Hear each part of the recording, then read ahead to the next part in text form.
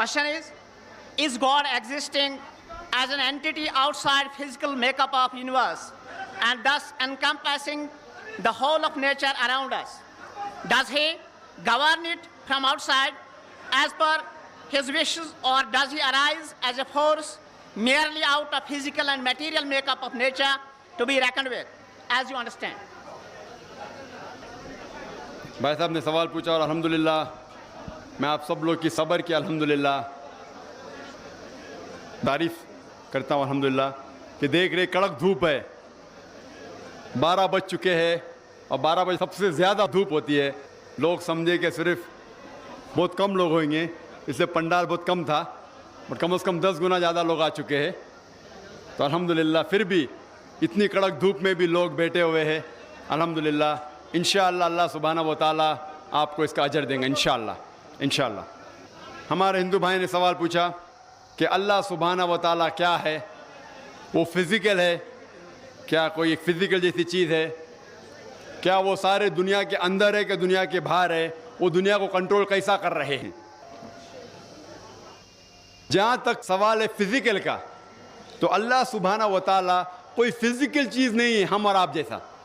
اللہ تعالیٰ کا ڈیفینیشن اللہ تعالیٰ دیتے سورہ اخلاص میں, سورہ نمبر 112 آیت نمبر 104 میں اللہ تعالیٰ فرماتے قل هو اللہ احد, کہو کہ اللہ ایک ہے, اللہ صمد, اللہ جو بے نیاز ہے, سب سے اونچا ہے, لم یلد ولم یولد, وہ نہ کسی کو جنا ہے نہ کسی سے جنا ہوا ہے, ولم یکن لہ کفوا احد, اور اس کے جیسا کوئی بھی نہیں ہے.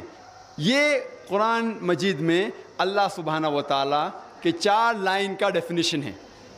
جو بھی شخص کہتا ہے کہ یہ خدا ہے, اگر وہ 4 لائن ڈیفینیشن میں اس 4 لائن میں آ جاتا ہے تو ہم مسلمان کو کوئی اعتراض نہیں کہ وہ خدا ہے. انہوں نے پوچھا کہ اللہ تعالیٰ ساری دنیا میں ہے. اللہ تعالیٰ فرماتے ہیں کہ اللہ سبحانہ و تعالیٰ ایٹرنل ہے, ایبسولوٹ ہے, بے نیاز ہے, کبھی بھی فنا نہ ہونے والی چیز ہے, اور ساری آسمان اور دھرتی ان کی ہے. وہ نہ کبھی تھکتے ہیں نہ انہیں کبھی نیند آتی ہے, نہ انہیں نیند کی ضرورت ہے. اور آگے فرماتے کہ ان کا عرش ہیونز اینڈ ارتھ کے اوپر ہے, مطلب سارے آسمان پہ عرش ہے. اللہ سبحانہ تعالیٰ یہ بھی ذکر کرتے ہیں, آپ جہاں بھی دیکھیں گے اللہ سبحانہ و تعالیٰ کا وجہ پائیں گے. اس سے میں یہ ثابت ہوتا ہے کہ اللہ سبحانہ و تعالیٰ کا علم سارے جگہ میں ہے, سارے کائنات میں ہے, اور وہ الحمدللہ ثم الحمدللہ ان کے پاس اتنا پاور. اللہ تعالیٰ کہتے ہیں کہ has power over all things ان اللہ علی کل شیء قدیر. ان کی طاقت ایسی ہے کہ سارے جہاں میں پھیلی ہوئی. اور وہ سوال تھا فزیکل چیز ہے, وہ فزیکل نہیں ہے, آپ اور ہم جیسے نہیں ہیں, وہ کچھ علیحدہ چیز ہے. اور اللہ تعالیٰ فرماتے ہیں سورہ شورى میں, سورہ نمبر 42 آیت نمبر 11 لیس کمثلہ شیء, اللہ تعالیٰ کے جیسی کوئی بھی چیز نہیں ہے. تو ہم اللہ سبحانہ و تعالیٰ کو اس دنیا میں کسی بھی چیز سے کمپیئر نہیں کر سکتے, وہ ایک علیحدہ چیز ہے. Second question has also been posed by a non-Muslim, Gurmeet Singh, MSc Astrophysics. Do Islamic views portray the cosmic makeup of universe close to Big Bang theory and theory of relativity? And because of this ideological background, Maulana and ulama base their explanation of Mi'rajun Nabi sallallahu alayhi wa sallam in their khutbat and discourses. This should not be a natural coincidence. سوال ہے کہ قرآن شریف میں اسلام میں astronomy, cosmology, یہ جو آسمان کی جو پڑھائی ہے اور فلکیات کے بارے میں ذکر ہے, اور کیا قرآن مجید جو آج سائنس نے ایڈوانس کر چکی ہے بگ بینگ میں مانتی ہے, اور یہ مولانا لوگ جو معراج کا ذکر کرتے ہیں وہ کیا ہے. قرآن شریف میں کئی آیتیں ایسٹرونومی کے بارے میں ذکر کرتی ہے. ہم ایک لیکچر دے سکتے صرف ایسٹرونومی پر, اور ایسٹرونومی کے بارے میں جاننے میں آپ میری کیسٹ دیکھ سکتے. قرآن اور جدید سائنس اس میں ڈیٹیل میں ذکر ہے, لیکن مین سوال تھا کہ آپ بگ بینگ میں مانتے ہیں کیا نہیں. اور بگ بینگ یہ کہتی ہے کہ ساری کائنات ایک تھی, اس کے بعد ایک بڑا دھماکہ ہوا بگ بینگ, اور اس میں پھر وجود میں آیا یہ گیلیکسیز, یہ تارے, یہ ستارے, اور یہ فلک, اور یہ پلانٹس, سورج, چاند, اور یہ دھرتی. اسے کہتے بگ بینگ. اور یہ ڈسکور سائنٹسٹ لوگ نے کیا somewhere around 1970, कुछ 30-40 साल पहले डिस्कवर किया है बिग बैंग के बारे में.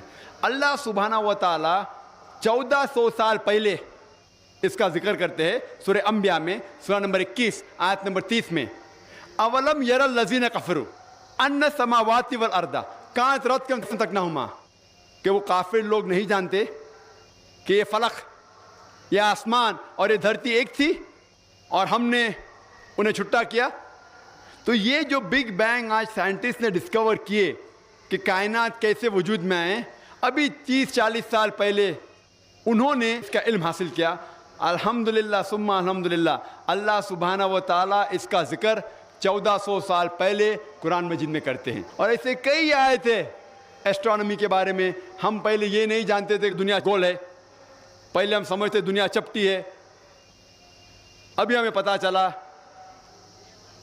300-400 साल पहले कि दुनिया गोल है. अल्लाह ताला फरमाते सूरह नाज़ियात में, सूरह नंबर 79 आयत नंबर 30 में, वह अर्द बाद ज़ालिका दहाहा, और उसके बाद हमने दुनिया बैदे की शक्ल में बनाई. दहा के एक मानी है कि फैली हुई और दुनिया फैली हुई है, और दूसरी मानी है कि बैदे की शक्ल. ये दहाहा अरबी लफ्ज़ दुया से आता है, और हम जानते हैं कि दुनिया गोल बॉल की तरह पूरी तरीके से गोल नहीं है, वो जियोस्फेरिकल है, मतलब पोल से ऊपर और नीचे से चपटी है. इंग्लिश में कहते हैं जियोस्फेरिकल. और जब आप देखेंगे अंडा, और ये दुया जो लफ्ज़ है वो आम अंडा नहीं है, खुसूसन ऑस्ट्रिच का एग है, शतलमुर्ग ऑस्ट्रिच उसका अंडा. और अगर शतलमुर्ग का अंडा देखेंगे आप, वो बिल्कुल दुनिया की तरह है, गोल लेकिन ऊपर और नीचे से चपटा.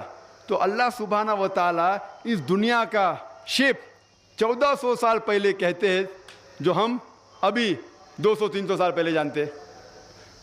पहले हम समझते थे चांद की रोशनी खुद की है.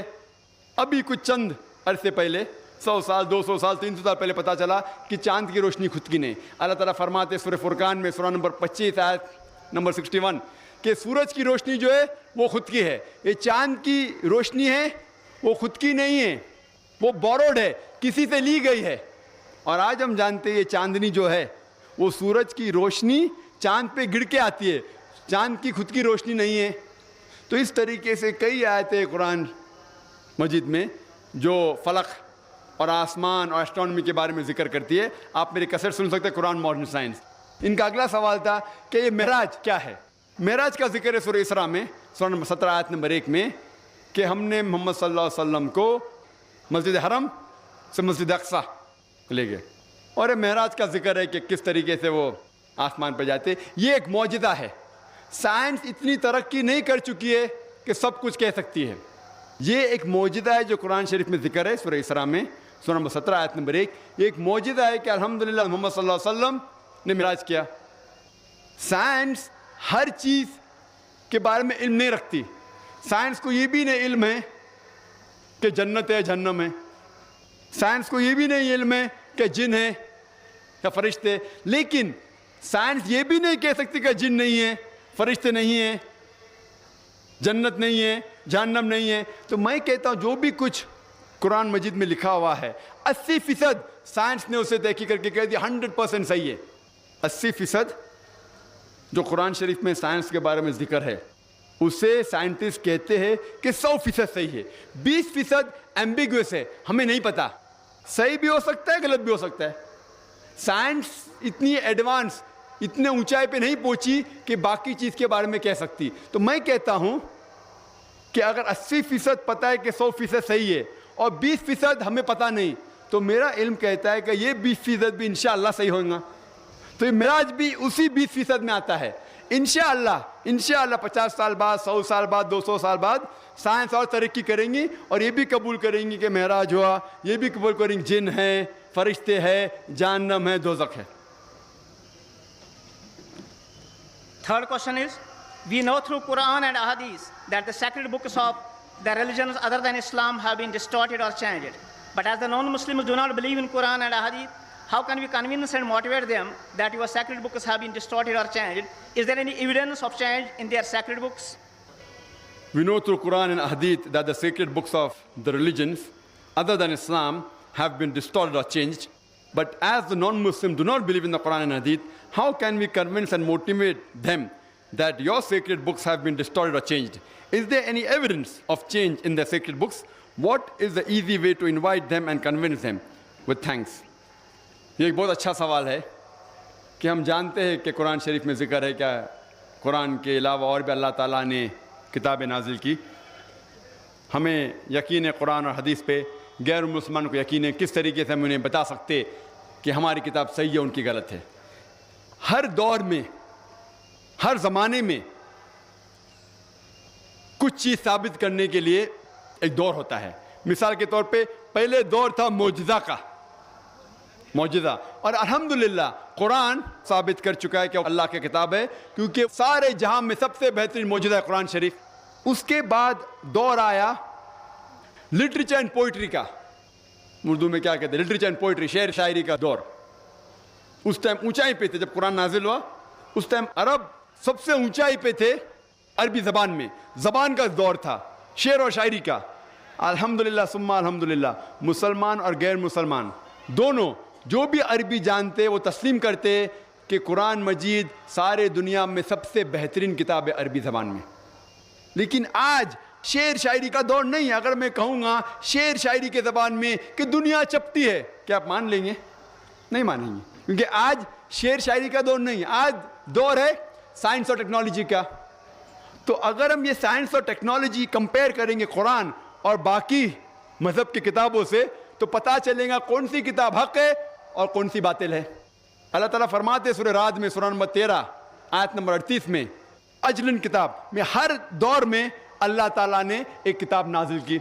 ہر دور میں ایک کتاب نازل کی. نام سے ہمیں 4 کتاب کا علم ہے, توراہ, زبور, انجیل اور قرآن. لیکن اس کے علاوہ کئی کتابیں نازل کی گئی تھی. لیکن اللہ تعالیٰ یہ بھی فرماتا ہے سورہ بقرہ میں سورہ نمبر 2 آیت نمبر 79 میں, فَوَيْلٌ لِّلَّذِينَ يَكْتُبُونَ الْكِتَابَ بِأَيْدِيهِمْ ثُمَّ يَقُولُونَ هَٰذَا مِنْ عِندِ اللَّهِ لِيَشْتَرُوا بِهِ ثَمَنًا قَلِيلًا فَوَيْلٌ لَّهُم مِّمَّا كَتَبَتْ أَيْدِيهِمْ وَوَيْلٌ لَّهُم مِّمَّا يَكْسِبُونَ. لعنت ہے وہ لوگوں پہ جو لوگ کتاب اپنے ہاتھ سے لکھتے ہیں اور کہتے ہیں کہ یہ اللہ کی کتاب ہے. لعنت ہے وہ لوگ پہ جو لکھتے ہیں, لعنت ہے ان پہ جو کماتے ہیں, اور ان سب پہ لعنت ہے. یعنی اللہ تعالیٰ فرماتے ہیں کہ لوگ اپنے ہاتھ سے کتاب لکھتے ہیں اور کہتے ہیں کہ اللہ کی کتاب ہے. اللہ تعالیٰ یہ بھی فرماتے سورہ بقرہ میں سورہ نمبر 2 آیت نمبر 111 میں, قُلْ هَاتُوا بُرْهَانَكُمْ إِن كُنتُمْ صَادِقِينَ. آپ اپنا ثبوت پیش کرو اگر آپ سچے ہیں. کوئی بھی کہتا ہے کہ اللہ کی کتاب ہے تو آپ ان سے کہیے قُلْ هَاتُوا بُرْهَانَكُمْ, آپ اپنا ثبوت پیش کرو اگر آپ سچے ہیں.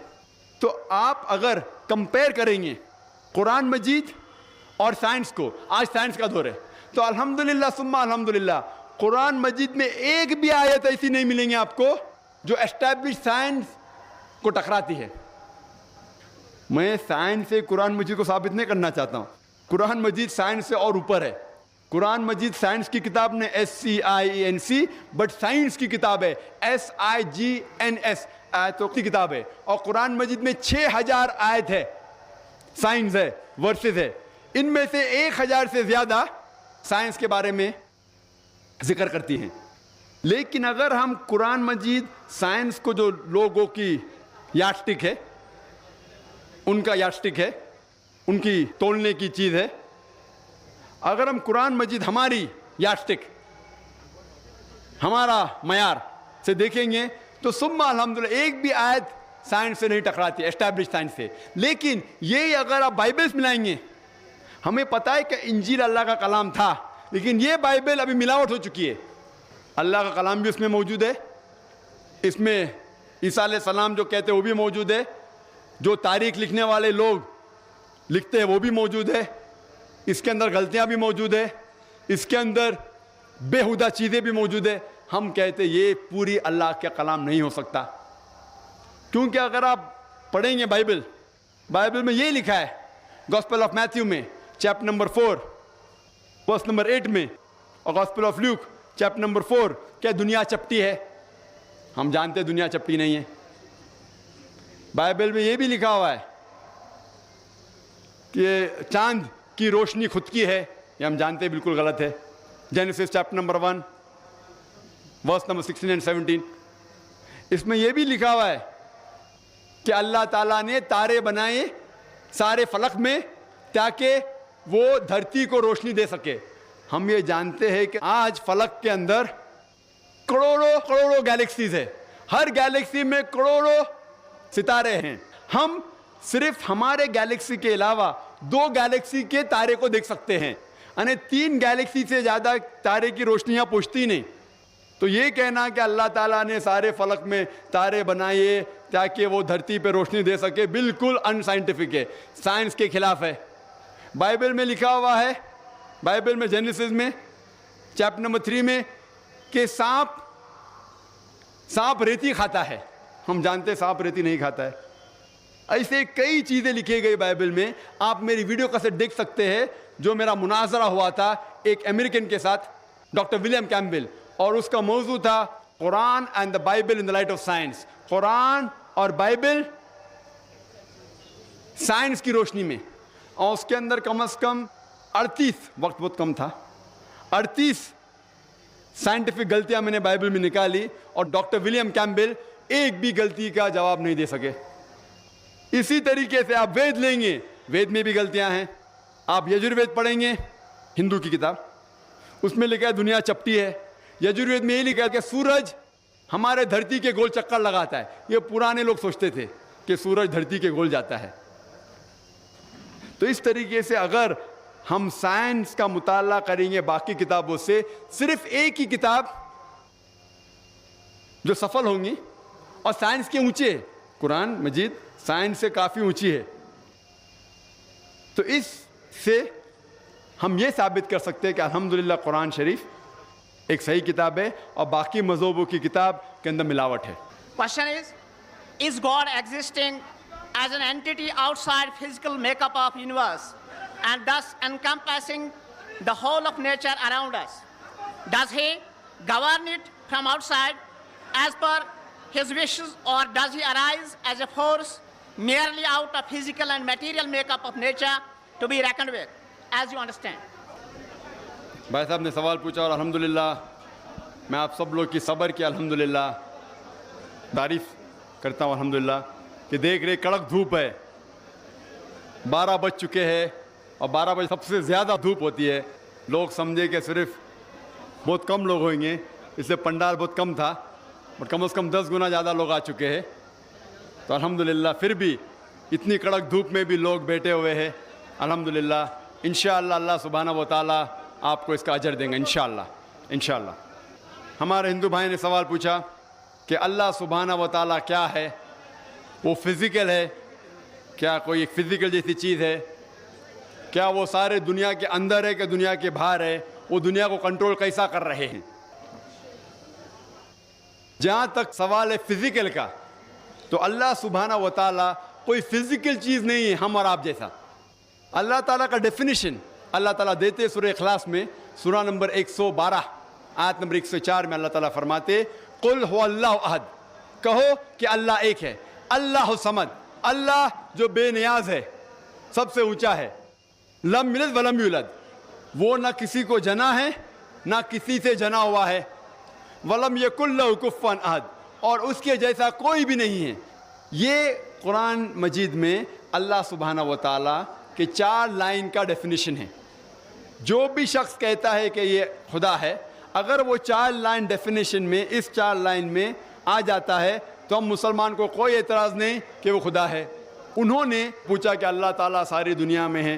اللہ تعالیٰ فرماتے ہیں کہ اللہ سبحانہ و تعالیٰ ایٹرنل ہے، ایبسولوٹ ہے، بے نیاز ہے، کبھی بھی فنا نہ ہونے والی چیز ہے، اور ساری آسمان اور دھرتی ان کی ہے.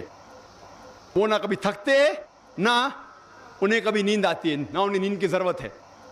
اور آگے فرماتے کہ ان کا عرش ہیونز اینڈ ارتھ کے اوپر ہے، مطلب سارے آسمان پہ عرش ہے. اللہ سبحانہ یہ بھی ذکر کرتے ہیں، آپ جہاں بھی دیکھیں گے اللہ سبحانہ و تعالیٰ کا وجہ پائیں گے. اس سے میں یہ ثابت ہوتا ہے کہ اللہ سبحانہ و تعالیٰ کا علم سارے جگہ میں ہے، سارے کائنات میں ہے، اور وہ الحمدللہ ثم الحمدللہ ان کے پاس اتنا پاور. اللہ تعالیٰ کہتے ہیں کہ has power over all things ان اللہ علی کل شیء قدیر. ان کی طاقت ایسی ہے کہ سارے جہاں میں پھیلی ہوئی. اور وہ سوال تھا فزیکل چیز ہے نا, فزیکل نہیں ہے, آپ اور ہم جیسے نہیں ہیں, وہ کچھ علیحدہ چیز ہے. اور اللہ تعالیٰ فرماتے سورہ شورى میں, سورہ نمبر 42 آیت نمبر 11, لیس کمثلہ شیء, اللہ تعالیٰ کے جیسی کوئی بھی چیز نہیں ہے. تو ہم اللہ سبحانہ و تعالیٰ کو اس دنیا میں کسی بھی چیز سے کمپیئر نہیں کر سکتے, وہ ایک علیحدہ چیز ہے. Second question has also been posed by a non-Muslim, Gurmeet Singh, MSc Astrophysics. Do Islamic views portray the cosmic makeup of universe close to Big Bang theory and theory of relativity? And because of this ideological background, Maulana and ulama base their explanation of Mi'rajun Nabi sallallahu alayhi wa sallam in their khutbat and discourses. This should not be a natural coincidence. سوال ہے کہ قرآن شریف میں, اسلام میں astronomy, cosmology, یہ جو آسمان کی جو پڑھائی ہے اور فلکیات کے بارے میں ذکر ہے, اور کیا قرآن مجید جو آج سائنس نے ایڈوانس کر چکی ہے بگ بینگ میں مانتی ہے, اور یہ مولانا لوگ جو معراج کا ذکر کرتے ہیں وہ کیا ہے؟ قرآن شریف میں کئی آیتیں ایسٹرونومی کے بارے میں ذکر کرتی ہے. ہم ایک لیکچر دے سکتے صرف ایسٹرونومی پر, اور ایسٹرونومی کے بارے میں جاننے میں آپ میری کیسٹ دیکھ سکتے, قرآن اور جدید سائنس, اس میں ڈیٹیل میں ذکر ہے. لیکن مین سوال تھا کہ آپ بگ بینگ میں مانتے ہیں کیا نہیں؟ اور بگ بینگ یہ کہتی ہے کہ ساری کائنات ایک تھی, اس کے بعد ایک بڑا دھماکہ ہوا بگ بینگ, اور اس میں پھر وجود میں آیا یہ گیلیکسیز, یہ تارے, یہ ستارے, اور یہ فلک, اور یہ پلانٹس, سورج, چاند, اور یہ دھرتی. اسے کہتے ہیں بگ بینگ. اور یہ ڈسکور سائنٹسٹ لوگ نے کیا سم وے اراؤنڈ 1970, کچھ 30-40 سال پہلے ڈسکور کیا ہے بگ بینگ کے بارے میں. اللہ سبحانہ و تعالیٰ 1400 سال پہلے اس کا ذکر کرتے ہیں سورہ انبیاء میں, سورہ نمبر 21 آیت نمبر 30 میں, اولم یر الذین کفروا ان السماوات والارض کانت رتقا تکنہما, کہ وہ کافر لوگ نہیں جانتے کہ یہ فلک, یہ آسمان اور یہ دھرتی ایک تھی اور ہم نے انہیں چھٹا کیا. تو یہ جو بگ بینگ آج سائنٹسٹ نے ڈسکور کیے کہ کائنات کیسے وجود میں آئے, ابھی 30-40 سال پہلے انہوں نے اس کا علم حاصل کیا. الحمدللہ ثم الحمدللہ, اللہ سبحانہ و تعالیٰ اس کا ذکر 1400 سال پہلے قرآن مجید میں کرتے ہیں. اور ایسے کئی آئے تھے ایسٹرونومی کے بارے میں. ہم پہلے یہ نہیں جانتے تھے کہ دنیا گول ہے, پہلے ہم سمجھتے دنیا چپٹی ہے. ابھی ہمیں پتہ چلا 300-400 سال پہلے کہ دنیا گول ہے. اللہ تعالیٰ فرماتے سورہ نازیات میں, سورہ نمبر 79 آیت نمبر 30 میں, وَأَرْضَ بَعْدَ ذَلِكَ دَحَاهَا, اور اس کے بعد ہم نے دنیا بیدے کے شکل میں بنائی. دہا کے ایک معنی ہے کہ پھیلی ہوئی اور دنیا پھیلی ہوئی ہے, اور دوسری معنی ہے کہ بیدے کی شکل. یہ دہا عربی لفظ دھویا سے آتا ہے, اور ہم جانتے ہیں کہ دنیا گول بال کی طرح پوری طریقے سے گول نہیں ہے, وہ جیوسفیریکل ہے, مطلب پول سے اوپر اور نیچے سے چپٹی ہے. انگلش میں کہتے ہیں جیوسفیریکل. اور جب آپ دیکھیں گے انڈا, اور یہ دھویا جو لفظ ہے وہ عام انڈا نہیں ہے, خصوصاً آسٹرچ کا ایگ ہے, شتل مرغ آسٹرچ, اس کا انڈا. اور اگر شتل مرغ کا انڈا دیکھیں گے آپ, وہ بالکل دنیا کی طرح ہے, گول لیکن اوپر اور نیچے سے چپٹا. تو اللہ سبحانہ و تعالیٰ اس دنیا کا شیپ 1400 سال پہلے کہتے ہیں, جو ہم ابھی 200-300 سال پہلے جانتے.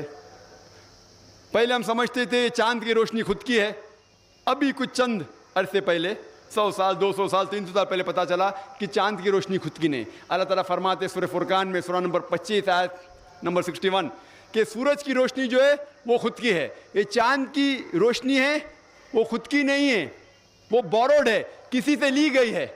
اور آج ہم جانتے ہیں یہ چاندنی جو ہے وہ سورج کی روشنی چاند پہ گر کے آتی ہے, چاند کی خود کی روشنی نہیں ہے.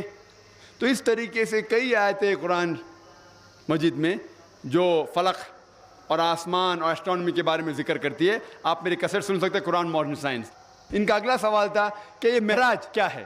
معراج کا ذکر ہے سورہ اسراء میں, سورہ نمبر 17 آیت نمبر 1 میں, کہ ہم نے محمد صلی اللہ علیہ وسلم کو مسجد حرم سے مسجد اقصیٰ لے گئے.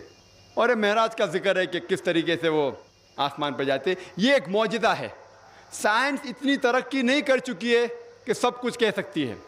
یہ ایک معجزہ ہے جو قرآن شریف میں ذکر ہے سورہ اسراء میں سورہ نمبر 17 آیت نمبر 1. یہ ایک معجزہ ہے کہ الحمدللہ محمد صلی اللہ علیہ وسلم نے معراج کیا. سائنس ہر چیز کے بارے میں علم نہیں رکھتی. سائنس کو یہ بھی نہیں علم ہے کہ جنت ہے جہنم ہے.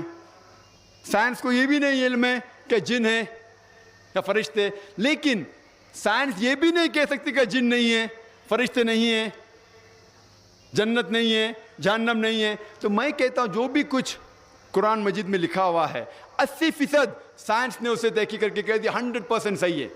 80% جو قرآن شریف میں سائنس کے بارے میں ذکر ہے اسے سائنٹسٹ کہتے ہیں کہ 100% صحیح ہے. 20% ایمبیگوس ہے, ہمیں نہیں پتا, صحیح بھی ہو سکتا ہے غلط بھی ہو سکتا ہے. سائنس اتنی ایڈوانس, اتنے اونچائی پہ نہیں پہنچی کہ باقی چیز کے بارے میں کہہ سکتی. تو میں کہتا ہوں کہ اگر 80% پتہ ہے کہ 100% صحیح ہے اور 20% ہمیں پتہ نہیں, تو میرا علم کہتا ہے کہ یہ 20% بھی انشاءاللہ صحیح ہوگا. تو یہ معراج بھی اسی 20% میں آتا ہے. انشاءاللہ 50 سال بعد, 100 سال بعد, 200 سال بعد سائنس اور ترقی کریں گی اور یہ بھی قبول کریں گی کہ معراج ہوا, یہ بھی قبول کریں گے جن ہیں, فرشتے ہیں, جہنم ہے, دوزخ ہے. The next question is, what is the attitude of Islam towards Darwin's theory of evolution? Shall Muslims accept it or not?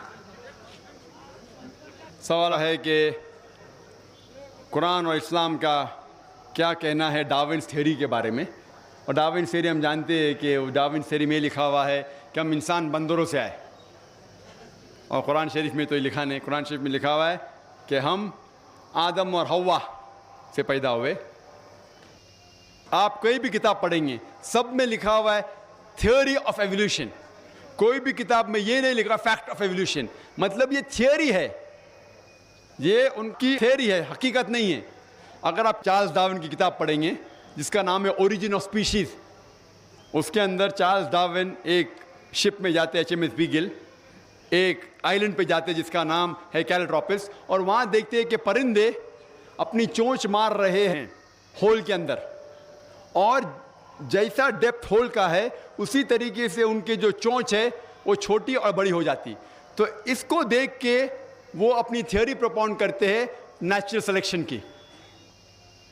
اور چارلز ڈارون خود جانتے تھے کہ اس کے اندر بھی بہت سے غلطیاں تھیں, اسی لیے انہوں نے خط لکھا تھامس تھامپٹن کو کہ میرے پاس پورا ثبوت نہیں ہے کہ انسان بندر سے بنے, لیکن کیونکہ مجھے سمجھانے میں آسان ہوتا ہے ایمبریولوجی میں, روڈیمنٹری آرگنز میں, مارفولوجی میں, اسی لیے میں کہہ رہا ہوں.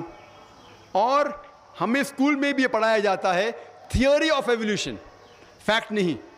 اور ہم لوگ اسکول میں جوک کرتے تھے, اگر کسی کو بھی آپ کو انسلٹ کرنے کا ہے تو ہم کہتے تھے اگر تم ڈارون کے ٹائم پہ ہوتے تھے تو ڈارون کی تھیوری ثابت ہو جاتی تھی, مطلب تم بندر جیسا دکھتے ہو. آج جو بھی کہہ رہا ہے کہ ہم بندر سے بنائے گئے یہ بالکل غلط ثابت ہو چکا ہے. آج آپ دیکھ رہے ہیں اگر ہم بندر سے بنے, اس کی تھیوری ہے کہ اینیملز سلولی ایوالو ہوتے, بدلتے جاتے, اور بندر سے بدلتے بدلتے انسان ہو گئے. آج کہیں بھی دنیا پہ آپ دیکھتے کوئی بھی شخص جو بندر آدمی کے بیچ میں دکھتے, کدھر بھی امریکہ میں جاؤ, انگلینڈ میں جاؤ, کدھر بھی جاؤ, ساری دنیا میں کوئی بھی آدمی بیچ میں نظر ہے آپ کو, بندر اور آدمی کے بیچ میں نظر ہے؟ اس سے ثابت ہو ڈارون تھیوری تو بالکل غلط ثابت ہو چکی ہے. اور کئی سائنٹسٹ لوگ نے, البرٹ گیوگری, فرینک سیلسبری, بہت سے سائنٹسٹ لوگ نے اس ٹائم ہی کہہ دیا تھا کہ ڈارون تھیوری غلط ہے. اور even by molecular biology Francis Crick کہتے ہیں کہ ہمارے دماغ کو بہت آپ غلط سوچتے ہیں جو لوگ کہتے ہیں کہ ہم بندر سے بنے. تو اسی لیے یہ تھیوری ہے آج غلط ثابت ہو چکی ہے, اور یہ قرآن کے بھی خلاف ہے. قرآن کہتے ہیں کہ ہم نے انسان کو ایک جوڑے آدم اور حوا سے بنایا ہے. One more question has been posed by non-Muslim. If predestination is true, then God causes us to sin. If God causes us to sin, yet damns to sinners to eternal punishment, then God is not good. Therefore, non-Muslim concludes, if God is good, then either predestination is not true, or else God does not damn sinners to eternal punishment. Please satisfy the contradiction that occurs. ایک غیر مسلمان سوال کر رہا ہے تقدیر کے اوپر کہ اللہ سبحانہ و تعالیٰ اپنی تقدیر لکھتا ہے تو ہم اگر غلطی کرتے ہیں تو دوشی کون؟ اللہ سبحانہ و تعالیٰ. اگر میں تقدیر میں لکھا ہے کہ ہم خون کریں گے اور ہم آدمی کا خون کر لیتے تو کون ذمہ دار؟ اللہ تعالیٰ. آدمی کو کیوں ذمہ دار کرنے کا؟ اگر تقدیر میں لکھا ہے میں چوری کروں گا، میں غلط کام کروں گا، تقدیر میں لکھا ہے کہ میں جہنم میں جاؤں گا تو جاؤں گا، تو کس کی غلطی؟ میری کیا غلطی؟ اللہ کی غلطی. اور یہ سوال مسلمان لوگ بھی سوچتے ہیں، اور تقدیر پہ ایمان رکھنا ہر مسلمان کا فرض ہے. لیکن ہم پہلے یہ جان لے تقدیر کسے کہتے ہیں. اور اکثر ہم مسلمان بھی نہیں سمجھ پاتے تقدیر کا کیا مطلب ہے، اور ایسا کہتے او تقدیر میں لکھا ہے تو میں کر دیا، کچھ بھی ہوا تو تقدیر میں لکھا ہوا ہے، محنت نہیں کرتا ہوں میں، وہ تقدیر میں لکھا ہے کہ میں غریب رہوں گا. یہ تقدیر کی کیا معنی ہوتی ہے؟ اللہ تعالیٰ فرماتے ہیں سورہ اسراء میں کہ جب بھی ایک انسان پیدا ہوتا ہے تو اس کے گردن کے گول میں اس کے پوری آتما کتھا، اس کا فیوچر، اس کا بھوشیہ لکھ لیتا ہوں. میں آپ کو سمجھانے کے لیے ایک مثال پیش کرتا ہوں. مثال کے طور پہ اگر ایک کلاس کے اندر ایک ٹیچر کلاس میں پڑھاتا ہے اور ایگزامینیشن کے پہلے کہتا ہے کہ یہ اسٹوڈنٹ پورے کلاس میں نمبر 1 آئیں گا، اول آئیں گا، یہ اسٹوڈنٹ سیکنڈ کلاس سے پاس ہوئیں گا، وہ اسٹوڈنٹ فیل ہو جائیں گا. مثال دے رہا ہوں، برا مت لگنا ویسا. اور ایگزامینیشن ہوتا ہے اور یہ اسٹوڈنٹ فرسٹ آتا ہے، یہ اسٹوڈنٹ سیکنڈ کلاس سے پاس ہوتا ہے اور یہ اسٹوڈنٹ فیل ہو جاتا ہے. میں آپ سے یہ سوال پوچھتا ہوں کہ جو طالب فیل ہو گیا، کیا وہ کہہ سکتا ہے کہ کیونکہ ٹیچر نے کہا میں فیل ہوں گا اس لیے فیل ہو گیا؟ کہہ سکتا ہے کہ نہیں کہہ سکتا. کیوں؟ ٹیچر اپنے تجربے سے کہہ رہا ہے یہ اسٹوڈنٹ بہت اچھا ہے، بہت پڑھائی کرتا ہے اس لیے فرسٹ آئے گا، یہ اسٹوڈنٹ ٹھیک ہے سیکنڈ کلاس، یہ اسٹوڈنٹ پکچر دیکھتا ہے کلاس ہی نہیں اٹینڈ کرتا ہے اس لیے فیل ہوئے گا. تو اپنے تجربے سے وہ بھوشیہ کے بارے میں کہتا ہے. لیکن وہ اسٹوڈنٹ نہیں کہہ سکے گا کیونکہ ٹیچر نے مجھے کہا میں فیل ہوں گا اس لیے فیل ہو گیا. دوشی کون؟ وہ خود اسٹوڈنٹ کہ اس نے پڑھائی نہیں کیا. اسی طریقے سے اگر آپ کمپیئر کریں گے، اللہ سبحانہ و تعالیٰ ٹیچر سے تو بہت اونچے. ٹیچر تو کبھی کبھی غلطی کر سکتا ہے. اللہ سبحانہ و تعالیٰ کے پاس علم غیب ہے، وہ بھوشیہ کے بارے میں جانتے ہیں. جب بھی کوئی کام ہوتا ہے کچھ چیز فکسڈ ہے، آپ کہاں پیدا ہوں گے، آپ کب مرے، کچھ چیز مکمل ہے. اس کے علاوہ اللہ سبحانہ و تعالیٰ نے آپ کو فری ول دیا ہے. فری ول مطلب آپ جو بھی چاہے چن سکتے ہیں. اللہ تعالیٰ کو ہدایت دی قرآن اور حدیث میں، لیکن آپ کے اوپر ہے آپ اس کے اوپر عمل کریں یا نہیں کریں. لیکن اللہ تعالیٰ جانتا ہے آپ کیا کریں گے. مثال کے طور پر آپ ایک رستے پہ چل رہے ہیں اور ایک چوراہے پہ آتے ہیں، 4 رستے ہیں، نمبر 1، نمبر 2، نمبر 3، نمبر 4. آپ کوئی بھی رستہ چن سکتے ہیں. آپ چنتے ہیں رستہ نمبر 3. اللہ سبحانہ تعالیٰ کو پہلے سے علم غیب ہے، پہلے سے پتا تھا کہ آپ جب چوراہے پہ آئیں گے آپ رستہ نمبر 3 لیں گے. تو اللہ تعالیٰ پہلے سے لکھ لیتا ہے کہ آپ رستہ نمبر 3 چنیں گے. کیونکہ اللہ تعالیٰ نے لکھا اس لیے آپ نہیں چن رہے، کیونکہ آپ چننے والے تھے، اللہ تعالیٰ نے لکھا. اسے کہتے علم غیب. اللہ سبحانہ و تعالیٰ کے پاس علم غیب ہے. اللہ تعالیٰ کو پہلے سے پتا تھا کہ آپ نمبر 3 چنیں گے، اور اللہ تعالیٰ تقدیر میں لکھ دیا کہ آپ نمبر 3 رستہ چنیں گے. کیونکہ اللہ تعالیٰ نے لکھا اس لیے آپ 3 نہیں چن رہے، کیونکہ آپ چننے والے تھے، اللہ نے لکھا. اور ایک مثال پیش کرتا ہوں. آپ نے 10ویں پاس کی، 12ویں پاس کی، آپ ڈاکٹر بھی بن سکتے، آپ انجینئر بھی بن سکتے، آپ لائر بھی بن سکتے. آپ چنیں گے ڈاکٹر بننے کے لیے. اللہ تعالیٰ کو پتا ہے کہ آپ جب 12ویں پاس کریں گے تینوں چیز آپ بن سکتے ہیں. آپ ڈاکٹر بھی بن سکتے، انجینئر بھی بن سکتے، لائر بھی بن سکتے. آپ چنیں گے ڈاکٹر بننے کے لیے. تو تقدیر میں لکھ دیا اللہ تعالیٰ آپ 12ویں پاس کریں گے اور ڈاکٹر بنیں گے. کیونکہ اللہ تعالیٰ نے لکھا اس لیے آپ ڈاکٹر نہیں بنے، کیونکہ آپ نے چنا اسی لیے اللہ تعالیٰ نے پہلے سے لکھ دیا. آپ سمجھتے؟ کچھ لوگ کل ایگزام ہے، اچھا ہے، طالب اچھا ہے، ابھی کل ایگزام ہے، کیا پڑھنے کا، تقدیر میں لکھا ہے کہ پاس تو پاس، فیل تو فیل، اور وہ نہیں پڑھتا ہے اور وہ فیل ہو جاتا ہے. تقدیر میں لکھا ہوتا ہے یہ آدمی پڑھتا تھا تو پاس ہوتا تھا، لیکن اس کی سوچ بھی ٹیڑھی تھی. اللہ تعالیٰ نے لکھا ہے تقدیر میں یہ شخص اگر پڑھتا تھا پاس ہوتا تھا، لیکن اس نے سوچا کیا پڑھوں میں، تقدیر میں لکھا نہیں پڑھتا فیل ہو جاتا ہے. تو دوشی کون؟ اللہ یا وہ خود؟ تقدیر میں بھی لکھا ہے وہ پاس ہو سکتا تھا لیکن وہ نہیں پڑھتا اس لیے فیل ہو گیا. پھر بولے گا دیکھو تقدیر کو تو میں ٹال نہیں سکتا ہوں. اسی لیے وہ کہاوت ہے, علامہ اقبال نے کہا ہے, خود ہی کو غیر اتنا بلند کر, تقدیر کے پہلے خدا اپنے بندے سے خود پوچھے بتاتا ہی رضا کیا ہے. اور حدیث میں آتا ہے کہ دعا تقدیر کو بدل سکتی ہے. مثال کے طور پہ اگر آپ جاتے ایگزامینیشن میں اور آپ کا پیپر اچھا نہیں جاتا اور آپ جانتے کہ آپ فیل ہوئیں گے, آپ گھر پہ آتے اور دعا کرتے اللہ تعالیٰ سے, یا اللہ سبحانہ و تعالیٰ میں نے پیپر میں اچھا نہیں کیا, مجھے پاس کر لے. اللہ تعالیٰ آپ کی دعا کو قبول کر لیتا اور پاس کر لیتا. تقدیر میں یہ لکھا ہے کہ آپ نے پیپر اچھا نہیں کیے, آپ فیل ہونے والے رہتے, لیکن آپ نے دعا کی. اللہ تعالیٰ کو یہ بھی پتا ہے کہ آپ دعا کرنے والے کہ نہیں کرنے والے, اور تقدیر میں یہ بھی لکھا ہے کہ اللہ تعالیٰ آپ کی دعا کو قبول کریں گے. اللہ تعالیٰ بھی جانتا ہے اگر آپ 100 سال بعد کوئی شخص دعا کرے گا, وہ بھی جانتا ہے اللہ تعالیٰ وہ دعا قبول کریں گا کہ نہیں, وہ بھی تقدیر میں لکھا ہوا ہے. تو اسی لیے ہمیں ہر روز دعا کرنا چاہیے, ہر وقت دعا کرنا چاہیے. دعا تقدیر کو بدل سکتی, مطلب جو آپ کی پہلی ہونے والا تھا اس کو بدل سکتی, لیکن وہ بھی تقدیر میں لکھا ہے کہ آپ دعا کرنے والے, اور وہ بھی لکھا ہے کہ اللہ تعالیٰ دعا کو قبول کریں گے کہ نہیں. تو تقدیر میں لکھا ہے کہ آپ فیل ہونے والے تھے, آپ گھر پہ آتے ہیں, دعا کریں گے, اللہ نے دعا کو قبول کیا اور آپ پاس ہو جائیں گے. تو اسی لیے ہم مسلمان کو اللہ پہ بھروسہ رکھنا چاہیے. لیکن اللہ کے رسول نے فرمایا اللہ پہ بھروسہ رکھو لیکن اونٹ کو باندھو. آپ نہیں کہہ سکتے اللہ پہ تقویٰ ہے, میں گھر کا دروازہ کھلا رکھوں گا, کوئی چور نہیں آئے گا. اللہ کے رسول نے فرمایا اللہ پہ بھروسہ رکھو لیکن اونٹ کو باندھو.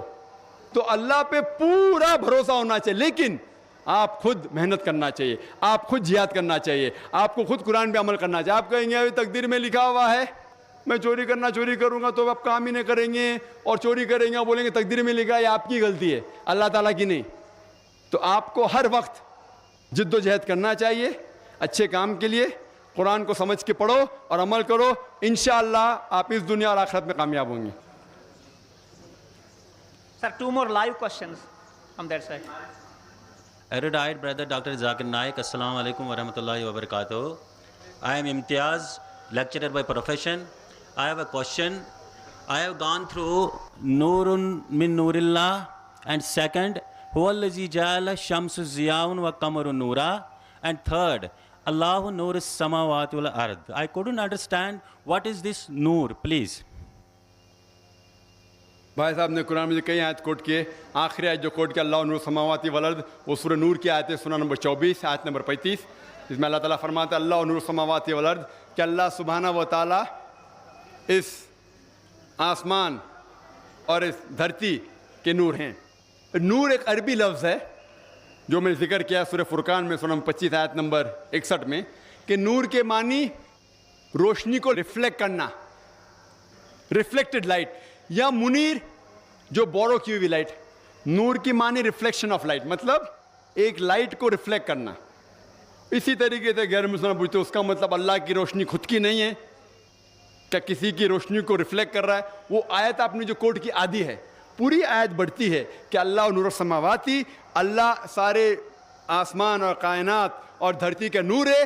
اس کی مثال ایسی ہے کہ ایک مصباح ہے, ایک روشنی ہے, مصباح لیمپ, اور لیمپ کے اندر ایک نچ ہے, ایک چھید ہے, اور اس لائٹ کو یعنی روشنی بھی اللہ تعالیٰ کی ہے اور اللہ تعالیٰ ہی ریفلیکٹ کر رہا ہے.